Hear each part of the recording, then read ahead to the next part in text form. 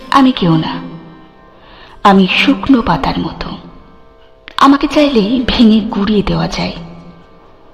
আমি ধুলোর মতো, আমাকে চাইলে আবর্জনার মতো ঝেড়ে ফেলা যায়। আমি অপ্রয়োজনীয় কাঠ পেন্সিল, যাকে কেউ রেখে দেয় অভ্যাসে কিংবা নিছক শৌখিনতায়। আমি কারো আকাশ হতে পারিনি, হতে পারিনি কারো প্রিয় কাঠ গোলাপ।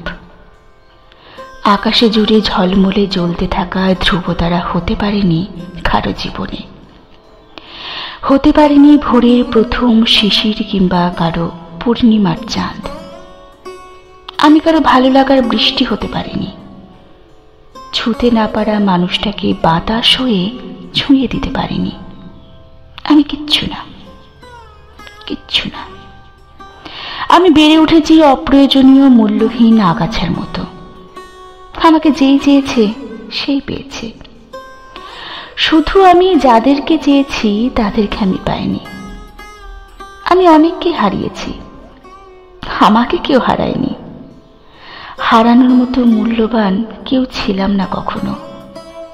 আমি কেউ না, কিচ্ছু না।